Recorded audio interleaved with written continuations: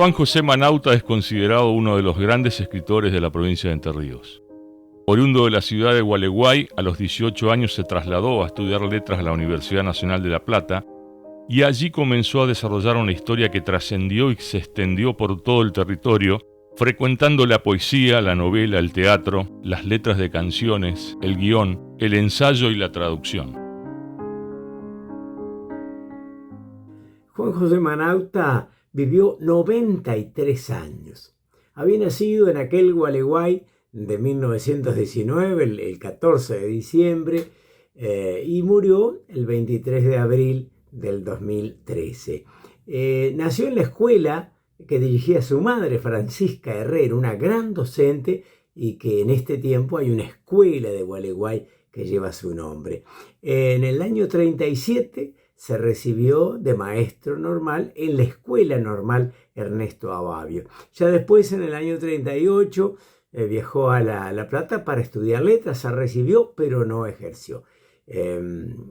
Digamos, tenía otras alternativas y otros entusiasmos. Y bueno, en el 44, mientras vendía libros en Buenos Aires, publicó su primera obra. Y después hay algunos episodios notables que le dieron trascendencia a su nombre. Muchos sabían, como nosotros, que era muy importante, pero se necesitaron algunos instantes de mucha promoción, como fue en 1959 el estreno de Las Tierras Blancas, una obra que lo identificaría a Chacho Manauta entre los grandes novelistas, ¿no? Y esta fue llevada al cine por Hugo del Carril, y bueno, tuvo notable repercusión. Se iba a filmar primeramente en Gualeguay, después se filmó finalmente en Santiago del Estero. Y también, unos años después, escribe el guión para la película Río Abajo, del notable libro de Lobodón Garra. Incluso en esa película, me contaba el propio Chacho Manauta, hubo actores que eran los propios habitantes de ese rinconcito de Islas del Ibicuí. Bueno, y como otro hecho que le dio mucha trascendencia también, fue la divulgación de su poema Samba del Lino, que fue musicalizada por Scarmatus y que fue grabado con mucho éxito por Liliana Herrero. Lo que yo rescato de Manauta es un hecho estrictamente biográfico, en primer lugar, que es que toda su obra comienza con un libro de poesía, La Mujer de Silencio, de 1944, y cierra con un libro de poesía también, que es Entre dos ríos, con la versión retocada en 2009 de la primera de los años 50 y pico, ¿no? Es decir, como en otros grandes cuentistas de nuestra literatura, hay en Manauta también un poeta, ¿no? Todo lo cual lleva a un análisis y a una concepción del lenguaje, no solo como un sistema de comunicación, ¿no? Un sistema de transmisión de datos, hechos, sucesos, historias, sino también un cuidado de esa lengua que hace que muchos de sus textos tengan relámpagos hermosísimos de poesía, ¿no? Lo cual como diría, lo asemeja, lo acerca a otros grandes narradores latinoamericanos como José María Arguedas, por ejemplo, o el propio Rulfo, digamos, ¿no?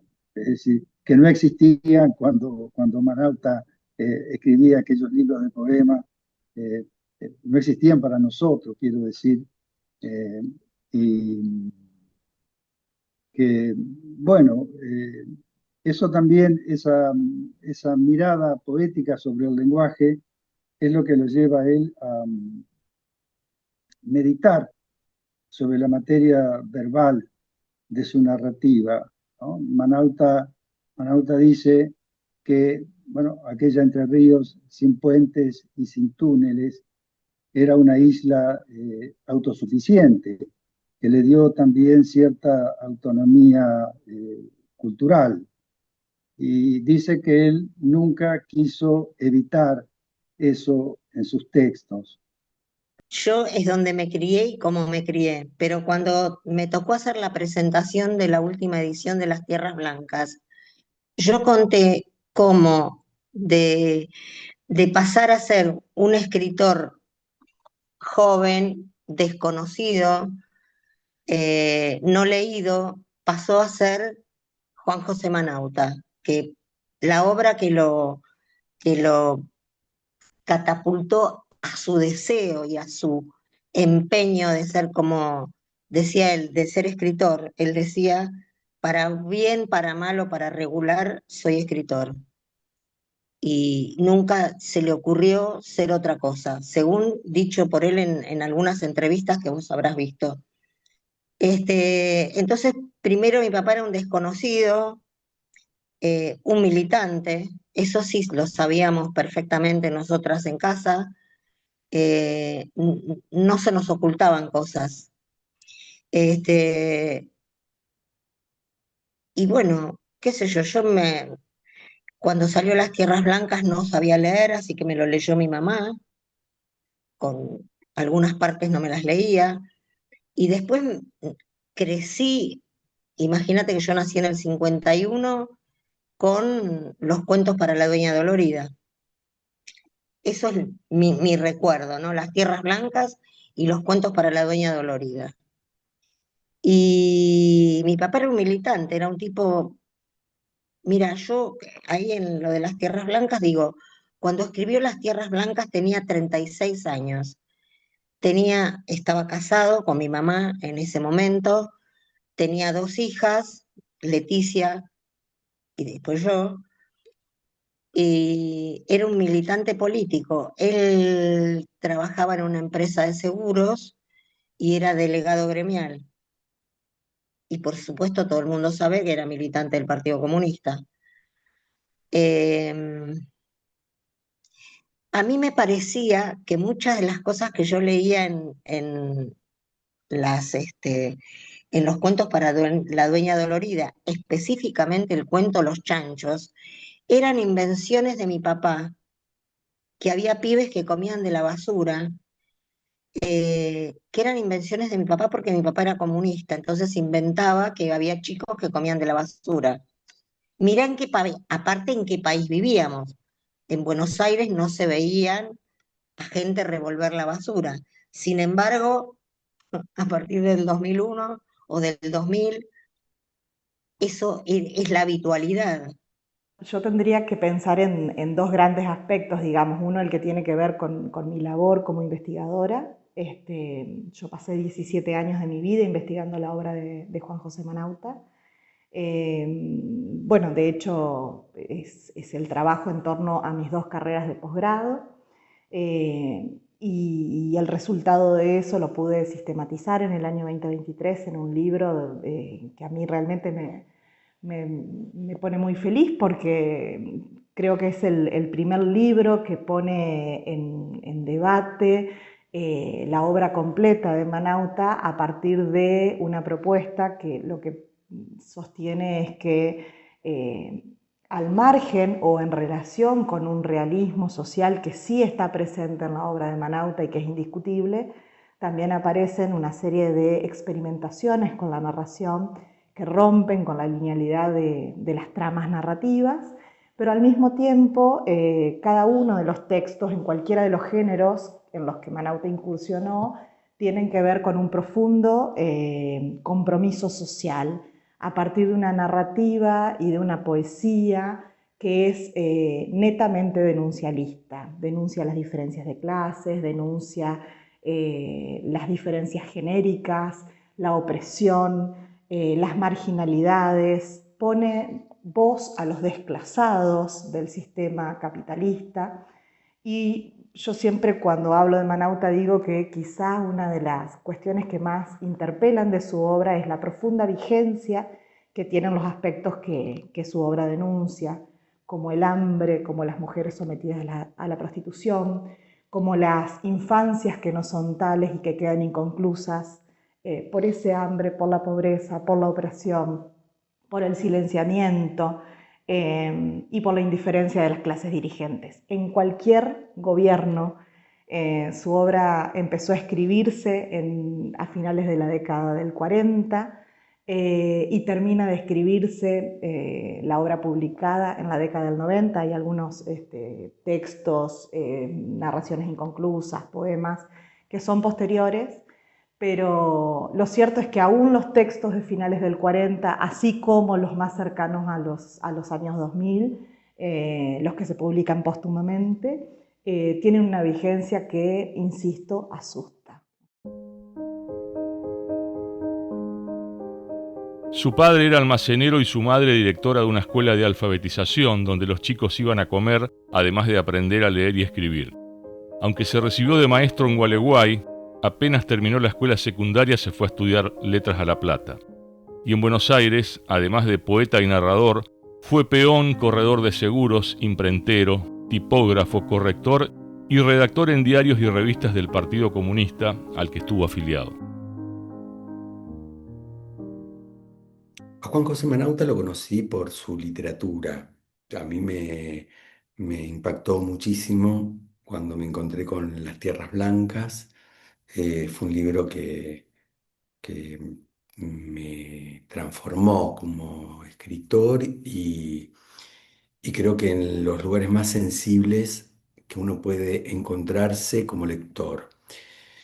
Y el transcurrir a partir de la novela de Manauta y el contacto el contacto personal con él estuvo vinculado a que con un grupo de escritores, Pablo Ramos, Hernán Bayón, habíamos formado una editorial autogestiva que se llamó Editorial del Subsuelo, y la intención nuestra era publicar autores argentinos que no tuviesen, que ya no les, no estuviesen, no solamente dentro del circuito comercial, sino que si bien habían tenido un gran éxito en sus publicaciones, ya estaban discontinuados. Y para nosotros fue clave ahí ubicar la obra de Manauta, la obra en particular Las Tierras Blancas.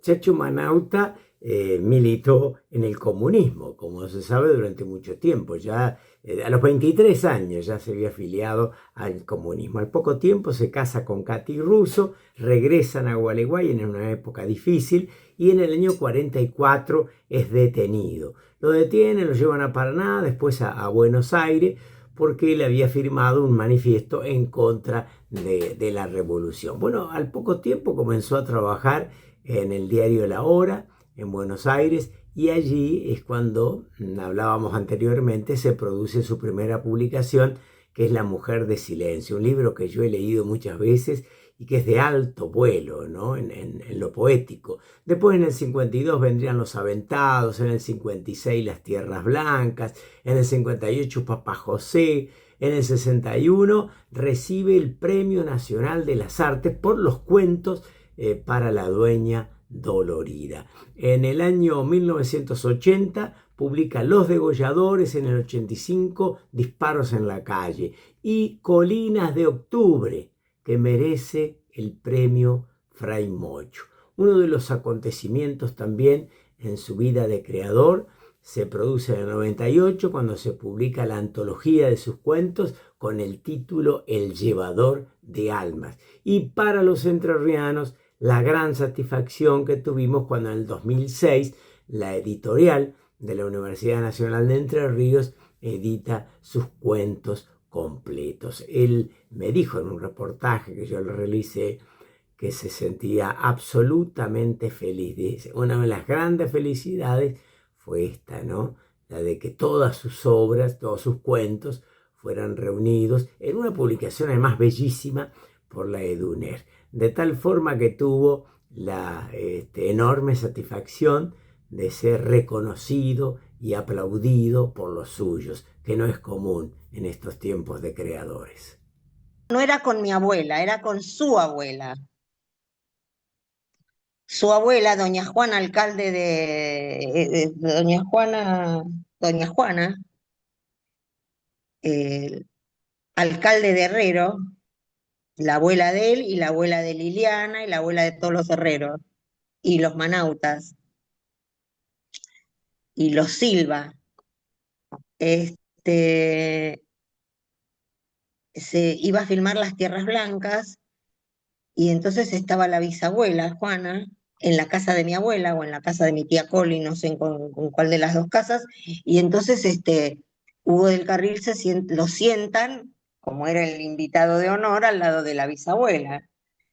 Y entonces dice, bueno, buenas tardes, no sé qué, señora, no sé qué, y la vieja le dice, bueno, yo tengo un nieto que se llama Chacho, o que se llama Juan José, y va a venir Hugo del Carril. Esa es la anécdota. Va a venir Hugo del Carril. Mire usted qué importante que es mi nieto. Y se lo estaba diciendo Hugo del Carril. Una de las estrategias con las que él experimenta con las formas narrativas es la incorporación de textos líricos a la prosa narrativa. Tal es el caso del capítulo 4 de Las Tierras Blancas, que empieza con una poesía que es El hambre, donde el hambre va a terminar siendo, junto con Odiseo y la madre, el tercer gran protagonista de la novela. Ese hambre que está arraigado a la tierra, a los seres oscuros de la tierra, dice Manauta, y que configuran en el personaje principal, que es Odiseo, el anhelo del héroe, esto que él sintetiza al final de ese poema diciendo: llevaba una moneda más en su bolsita de género y una determinación en sus médulas: comer. Esto es tremendo. Yo les decía que además de la gran admiración que tengo al escritor, tengo un profundo cariño por quien fue mi amigo. Yo pude visitar a Manauta unos 6 años antes de que partiera, y labramos una amistad maravillosa. De hecho, yo almorcé sola con él el día que cumplía 90 años. Creo que es un privilegio que no voy a olvidar en mi vida. Fui, creo, la única persona a la que él, desde el mail de su esposa, le mandó un correo electrónico. Él se jactaba de no usar computadoras, y es un 99% verdad, porque yo tengo un correo escrito por él. Pude sentarme con él, a hablar de muchas cosas hermosas y terribles de la vida, a pelearnos muchísimo sobre nuestras posturas ideológicas, sobre la existencia o no de Dios, las bondades o no del comunismo.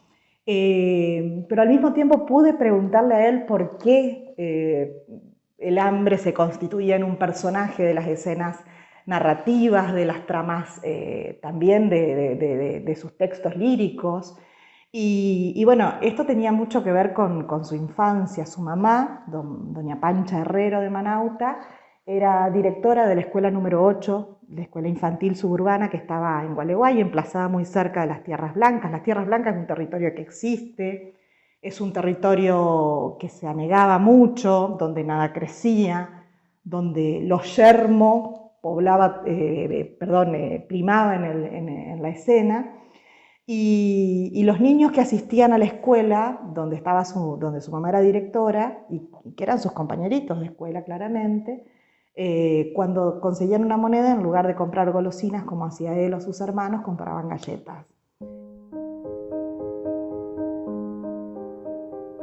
A mediados de los 60 se fue alejando de la militancia política cuando el partido se había convertido en una federación de tontos, de sectarios que adherían incondicionalmente a la Unión Soviética, según sus propios dichos. Después de una primera novela que había sido recibida con críticas, Los Aventados, en 1952, publicó Las Tierras Blancas, en 1956, donde narra el éxodo de los campesinos entrerrianos a causa del avance de los latifundistas. Esa historia, elogiada por Abelardo Castillo, fue llevada al cine por Hugo del Carril en 1959. Manauta, lo ideológico de Manauta, yo creo que está en la elección de ese lenguaje, porque da a sus personajes unas hablas entrerrianas, suburbanas, marginadas, y lo hace con una maestría de dosificación total. No hace folclorismo ni utiliza arcaísmos o palabras inventadas para esa criatura, digamos, excluida, ¿no? Irradiada de una sociedad, bueno, en fin, donde los grandes campos, las grandes estancias, las grandes posesiones eran ocupadas por otros, y estos hombres, sus familias y sus niños, eh, bueno, marginados, arrinconados a los lugares improductivos e inundables de las orillas del Gualeguay. Las tierras blancas existen. Tan es así que cuando se propone con Hugo del Carril la filmación de la película sobre las tierras blancas, lo primero que hace Manauta es traerlo del Carril a mostrarle las tierras reales. Cuando era chica era muy difícil porque teníamos la historia de que mi mamá, ellos vivían en La Plata, cuando nació mi hermana, mi hermana nació en enero del 46, ellos vivían en La Plata y mi mamá habían sido compañeros de la facultad. Mi mamá estudiaba filosofía y ciencias de la educación y mi papá letras. Los dos se recibieron más o menos el mismo año y mi mamá era profesora de primaria, pero profesora verdaderamente de primaria, porque ella era maestra de la escuela anexa a la Universidad de La Plata, que según mi vieja eran todos pibes, eran todos varones y pibes, eran los pibes que entraban como si fuera el primario del Nacional Buenos Aires, suponte. Bueno, entonces en esa época mi mamá comentó, ella se llamaba señora de Manauta, comentó que su marido trabajaba en el diario La Hora, que era un diario del Partido Comunista. Entonces la dejan cesante y se queda sin trabajo. Entonces, a partir de ahí se vienen a Buenos Aires y mi mamá, de esos chicos superdotados que ella decía, o de chicos muy inteligentes, pasa a dedicarse, por una amiga de mi papá, a los niños con capacidades especiales. Después fueron los chicos Down, por un ministro de Educación de Frondizi que fue Macay, que era de Gualeguay, y, y tenía un hijo Down, Julito. Julito se le decía en mi casa y en la escuela donde mi mamá trabajaba. Entonces, cuando éramos chicas, acordate, en la década del 60 o del 50, en la época de Frondizi, perdón, el plan Conintes, entonces no se podía decir que el papá de uno era comunista. No había esa libertad. Era algo que se ocultaba. Por eso que cuando decidimos editarlo, nuestra editorial era una editorial eh, pequeñísima, o sea, publicamos muy pocos títulos, pero era una editorial que iba a fracasar, porque de hecho fracasó como editorial, pero no fracasó en la selección de los autores que publicamos. Y el libro de Manauta era para nosotros un libro de orgullo, no estaba en ningún lado, Mayo del 69, pero tampoco estaban los otros libros de él y recién fueron recuperados tras la muerte de Juan José por la UNER, por el trabajo de la Universidad de Entre Ríos, o sea, por un trabajo diría, de culto a la literatura que Juan José proponía. Bueno, hay algunas que son evidentes. Odiseo, sin dudas, realiza un periplo como el de Ulises para regresar a Ítaca, solo que el periplo de Odiseo es el del hambre, el de conseguir monedas y volver al rancho para llevárselas a su madre y poder comer. Es el viaje de cada día para conseguir comida. Con un final muy distinto al de el Odiseo de Homero, digamos. Es un héroe en el sentido novelesco, no perfecto y acabado como el héroe épico, sino un héroe trágico en este caso. La madre está inspirada en La madre de Máximo Gorki, que fue la primera novela que él lee en serio a expensas de un tío suyo que era anarquista, y cuando él lee la obra de Gorki dice: yo quiero escribir como este tipo. Esas dos manifestaciones están explícitas en su obra. Luego aparecen otras que son ineludibles.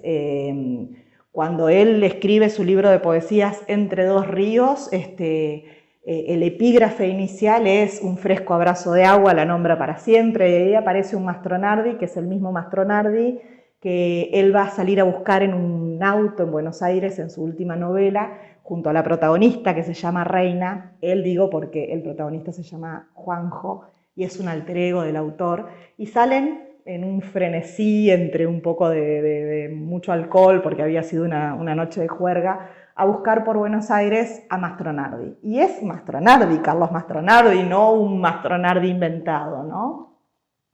Que hay una influencia en su poesía de Juan L. Lo ideológico en Manauta, que es absolutamente conocido y estrictamente biográfico, ya lo sabemos.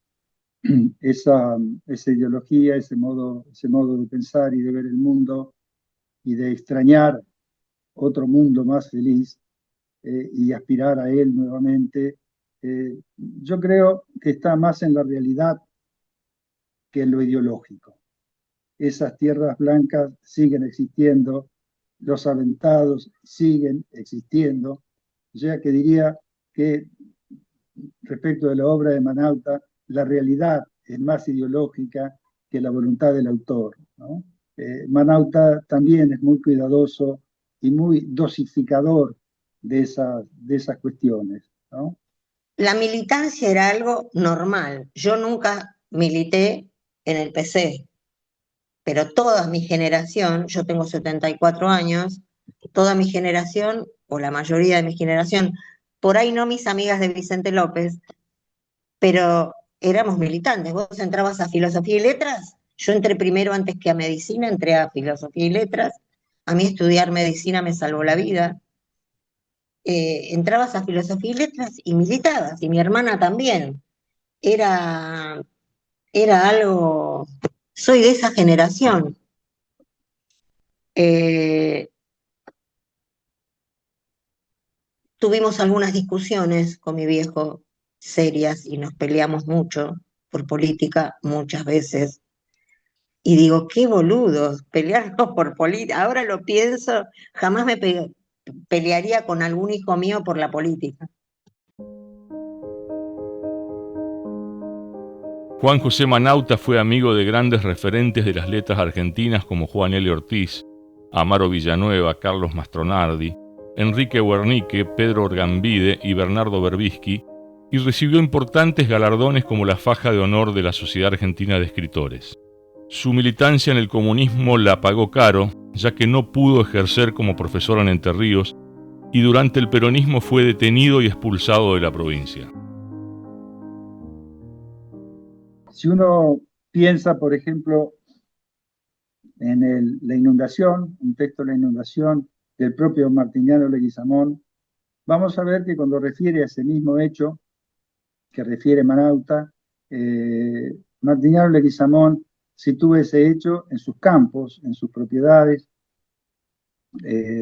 ahí en la zona del CLE, entre Tala y Gualeguay. Y la inundación consiste, según Martiniano Leguizamón, bueno, en la intuición de los paisanos que sabían que la creciente venía, antes de que lloviera, antes de que llegara, y toda la proeza consiste en el elogio de sus peones que le salvan sus vacas, digamos, ¿no? Mientras tanto que la inundación en Manauta cobra otro sentido, habla de otras tragedias, habla de otros dolores, ¿no? Habla de aquello que está en la canción del Chacho Müller, este río que nos da y nos quita, ¿no? Él lo dice hablando del Paraná, pero bueno, el Gualeguay también a los desplazados les da y les quita, ¿no? Y dos cosas que me quedaron de mi papá, aparte de esto, esa admiración que siento por él. Primero porque es un escritor de la hostia. Era muy buen escritor, uno de los mejores. Eso sin duda. Entonces está eso por un lado. El cuidado por la palabra que tenía, aunque puteaba. Pero a mí me dejó dos cosas más. Una es el amor, y esto también se lo debo a mi mamá, porque en ese sentido eran muy compatibles, el amor al agua y al mar, y a bañarme en el mar y en el río, y donde hubiera agua, ahí yo voy. Y eso se lo pude transmitir a mis hijos, y me encantaría transmitírselo a mi nieto. Y eso es un amor que mi papá tenía, y mi vieja también, el amor al agua, al mar, a la naturaleza. Como escritor que lee, yo te diría que la categoría poética de Manauta es la que se refleja también en su narrativa. Por eso es un autor eh, muy particular, que en todos en sus libros de cuentos, en sus novelas, uno encuentra un decir poético. Luego lo encontrás en su poesía, o sea, que es el modo, creo yo, más complejo de la escritura, el más eh, desgarrado, porque es aquel que no lleva una narrativa, sino que es la palabra misma la que despojada a uno lo encuentra en situación de incomodidad consigo mismo. Su obra está impregnada de esa militancia, claramente, su vida también. Hay una novela que a él no le gustaba mucho, que es Papá José, donde el protagonista es un militante comunista que en un momento está preso por su militancia y bueno, dentro de la cárcel de Devoto organiza a la manera de los principios del comunismo, toda una distribución equitativa de las cosas que van recibiendo los presos para que todos tengan lo mismo, la misma cantidad de comida, la misma cantidad de abrigo, y va cobijando al salir de la cárcel en su pieza, en su cuarto de pensión, a cada uno de los personajes que van atravesando la novela, y la postura es fuertemente de una solidaridad de clase, de un cobijo al desprotegido, que está muy marcado. A él no le gustaba justamente esa novela porque decía que era demasiado panfletaria. Pero nosotros vamos a ir encontrando en toda su obra esto, porque hay un poema de él que dice que el hombre está en la cuchilla y no hay invasión que no lo haya traído, no hay milicia que no lo haya enrolado, o sea, como que el hombre del campo, el hombre de las clases bajas, la mujer de las clases bajas, las mujeres desclasadas, son las que siempre van a estar sometidas, son los que siempre van a estar sometidos a determinadas situaciones sociales. El gaucho es, antes que nada, un invento de los doctores de Buenos Aires, este, porque la literatura gauchesca fue hecha ahí. eh, Borges decía con toda razón que los gauchos no habían dejado ninguna obra escrita, por lo cual la literatura gauchesca tenía mucho de impostación, ¿no? Mientras que en la obra de Manauta, esa voluntad, como diríamos, de formación de ese arquetipo, de propaganda o de denotación, no existe. Él habla de seres humanos, comunes, naturales, y sobre todo de esos hombres del suburbio, de las ciudades, pero también del suburbio de la civilización, del trabajo, de las riquezas, abandonados a sí mismos ante todas las inclemencias, no solo del Gualeguay, ¿no? Sino después, cuanto el Gualeguay va a terminar en el delta y en las islas, y bueno, es otro tipo, ¿no? Sí, Martín Fierro no era un pescador, supongamos, ¿no? Y nosotros hemos tenido esos personajes pescadores, digamos, ¿no? Solo después de cumplir los 40 años, Manauta se animó a la escritura de cuentos, el género por el que hoy mejor se lo recuerda. Los que estudiaron su obra no dudan en remarcar que, sin dudas, en el cuento fue donde logró, con una lucidez que pocos escritores alcanzan, la sabiduría. Y cosas negativas no me quiero acordar, no me parece que es el momento, pero las debe haber tenido porque nos hemos peleado por política, por no sé qué, mucho, un carácter de mierda los dos, y te voy a contar algo muy lindo, una anécdota. Mi papá era el mayor de 6 hermanos. Con algunos se llevaba muy bien y con otros no se llevaba tan bien. Pero sobre todo con la que le seguía a él, se llevaba muy mal. Y esa mujer, Coli, la tía Coli, tuvo 8 hijos. Una de las hijas es más o menos de mi edad. Imagínate que en 8 están entre Leticia y yo, y bueno. Y mi prima me dice, tu papá y mi mamá se llevaban muy mal, pero nosotras somos como hermanas. Y es así, somos como hermanas. Y algo más, mi papá y mi tía Coli eran los más parecidos físicamente. Vos los veías, o ves una foto y eran muy parecidos. Mi prima y yo éramos muy distintas cuando éramos chicas, y ahora cada una, ella se parece a su mamá, yo me parezco a mi papá, y parecemos hermanas de verdad, físicamente. Soy médica porque una vez fue muy duro cuando le dije, y no voy a estudiar, yo quería estudiar medicina, y dije, no, muchos años, son como 10 años, no sé cuánto, y me dijo que el tiempo se me iba a pasar igual, estudiando o no estudiando, que mejor es estudiando. Bueno, ahora soy médica, pero renuncié a todo eso. En primer lugar está su literatura abre una mirada sobre unos territorios que no son los que diríamos estrictamente turísticos, estrictamente urbanos,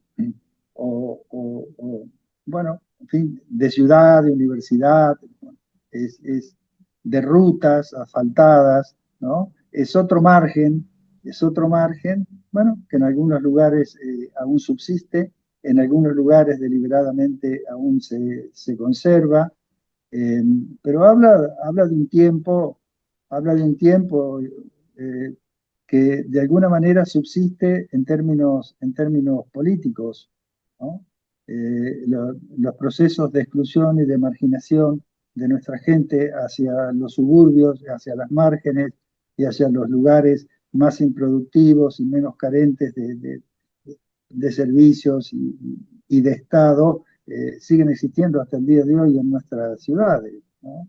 Eh, Manauta ayuda a pensarlo a eso en otro tiempo, ¿no? En un tiempo, ¿cómo diría? Eh, Más rural, más natural, eh, menos, menos orgánico, menos socializado, ¿no? Gualeguay está todo el tiempo en su obra, Entre Ríos en general, pero Gualeguay en particular. Hay un libro que se llama Colinas de Octubre, las doradas colinas de octubre, refiere a las cuchillas o a las lomadas, si ustedes quieren, para ser más exactos con lo que implica la geografía entrerrianas, y las guerras jordanistas que se dan en el seno de lugares reales de nuestra provincia, como son el arroyo Don Gonzalo, como es el Cle, Rincón de Nogoyá. El libro es una serie de cuentos encadenados que podrían leerse también como capítulos de una novela y que tienen un antecedente en su libro anterior en 2 cuentos y en su libro posterior también en 2 cuentos, Vita y la imagen resplandeciente.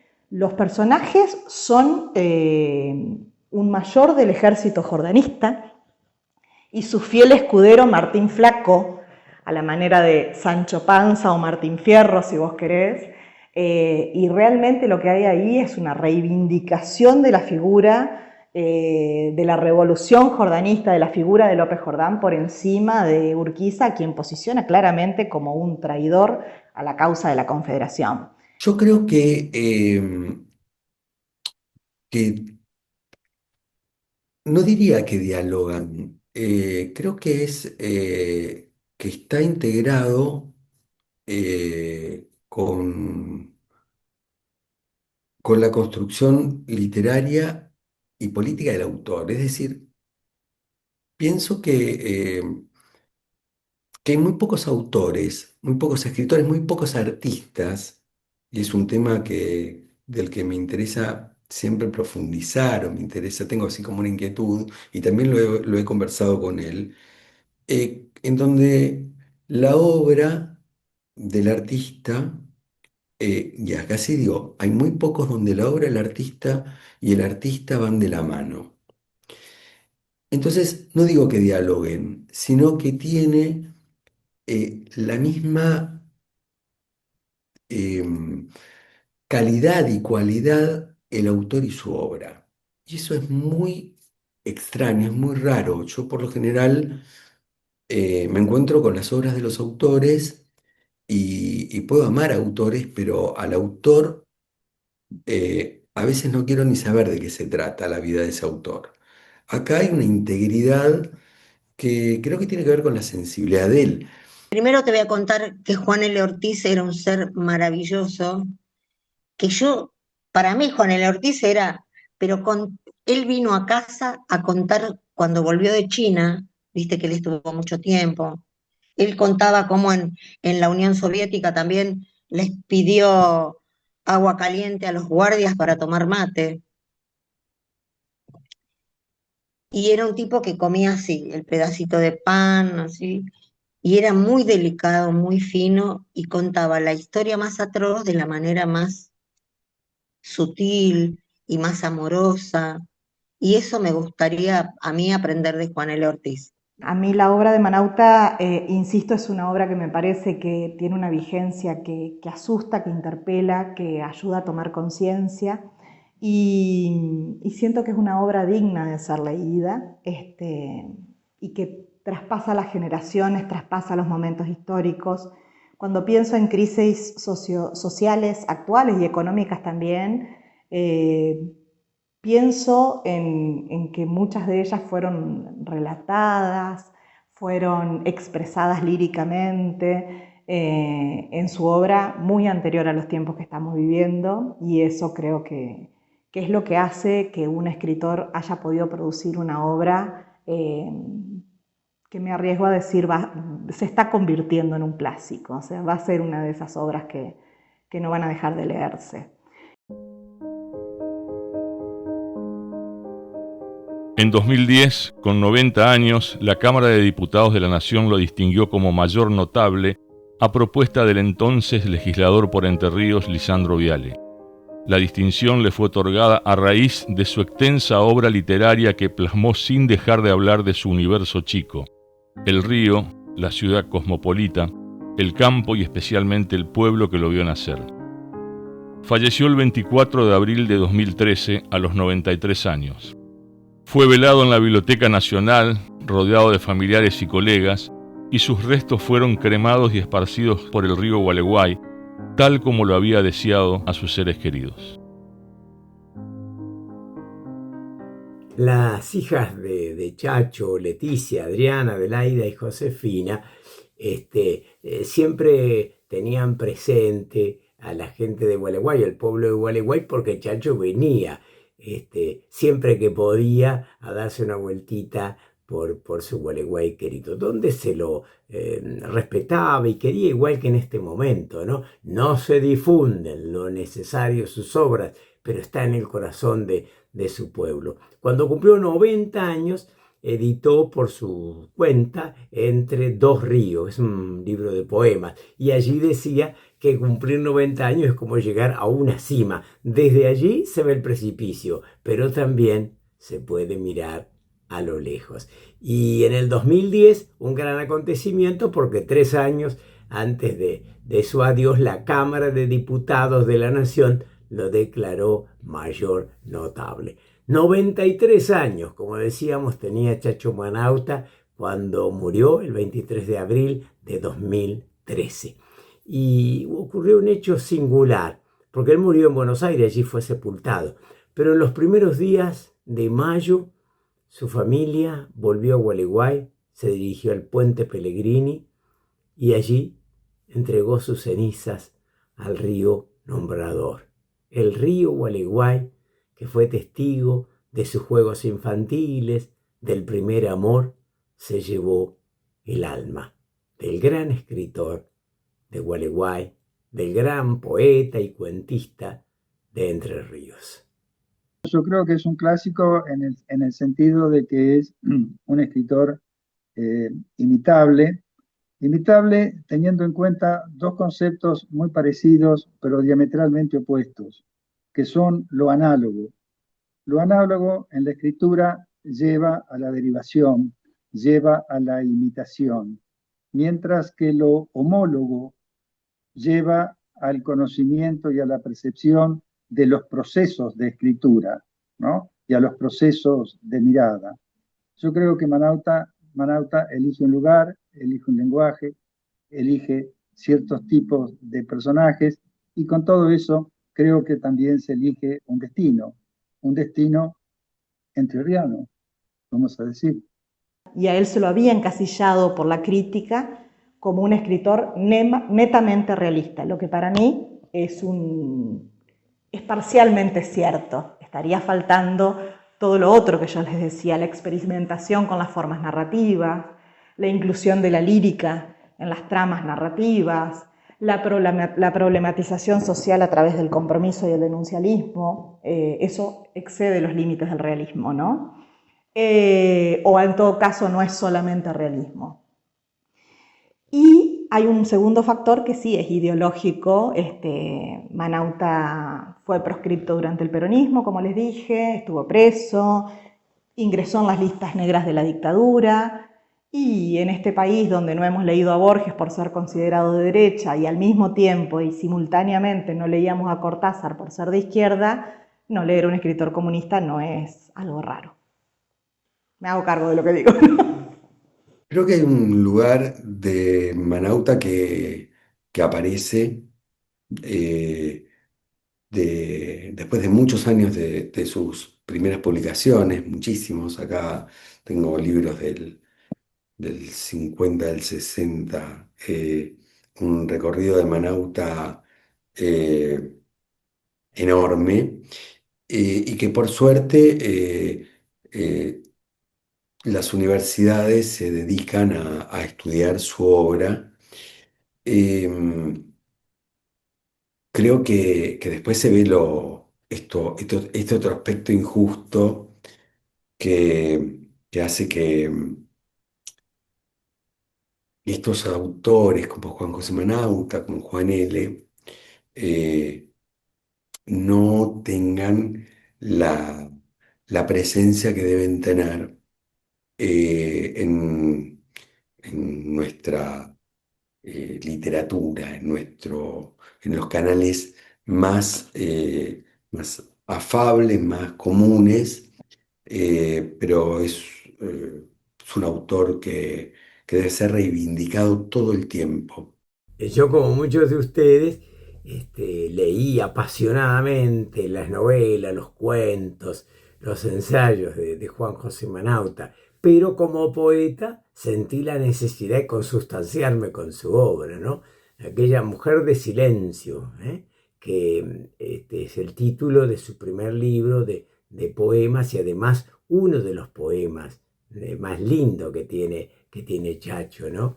Mujer de silencio, yo sé que nos enredaremos en la cabellera azul de la tarde, más allá del sauce caído de amor. Así comienza, pero decidí elegir para el programa Hombre en la cuchilla, que lo escribió en 1956, fíjense, hace 69 años, y que dice: es el hermano que construye su casa, labra su tierra y doma su caballo, el que denominó las sabandijas, el autor de su historia y de su canto. No hubo invasión que no lo desgranara, ni milicia que no lo haya enrolado. Probó su lazo en todos los rodeos y no dejó pasar un año sin sembrarlo. Y aquí está, con su flor y su paloma, como un héroe que acaba de fundar su recuerdo. Su río se abandona a los colores, le pone nombre al tiempo y alguien recién llegado le descubre su fábula en el suelo. Cuando mis viejos se separaron, yo tenía 18 años, y fuimos a Gualeguay con mi papá y yo. Y entonces en el camino, él tenía 47 años, me dijo, cuando yo me muera, quiero que me cremen, era algo rarísimo. Yo tenía 18 años en el año 69. Eh, y quiero que me cremen y mis cenizas las tiren al río Gualeguay a la altura del puente Pellegrini. Me lo dijo a mí y por supuesto yo me lo tomé al pie de la letra, porque en algún momento alguien, creo que la mujer dijo, no, no vamos a hacer esto.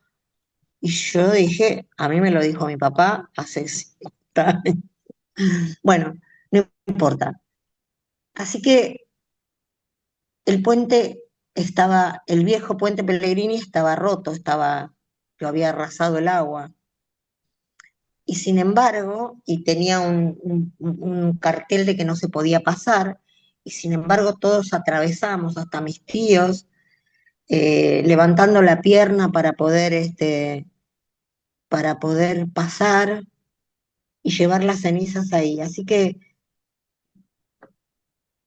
eh, yo me emocioné más en ese momento que en su velatorio. En ese momento porque mi papá volvía al río de donde era y de donde toda la familia habíamos disfrutado así que fue algo muy lindo y muy luminoso. Este, y después he vuelto porque uno de mis tíos, un hermano muy querido de mi papá, Tito, también quiso ir ahí, o los hijos lo llevaron ahí, así que este, fue, fue algo muy, muy luminoso. Vos sabés que a mi papá lo velaron en la Biblioteca Nacional. Yo hubiera preferido algo más íntimo, pero bueno, la decisión, no todas las decisiones las tomo yo. Pero quiero decirte y bueno, que no tengo otro padre, así que este padre que me tocó en la vida fue el mejor para mí. Y hasta sus cosas duras hoy las miro de otra manera. Pero también era muy divertido, jugábamos al póker juntos. En un verano jugábamos al póker con ¿cómo se llamaba el director de la Biblioteca Nacional? Ahora no me voy a acordar. Janover y su mujer, y mi mamá no jugaba ni a ni al chinchón jugaba mi mamá. Entonces, así que nada, estoy muy orgullosa de ese padre.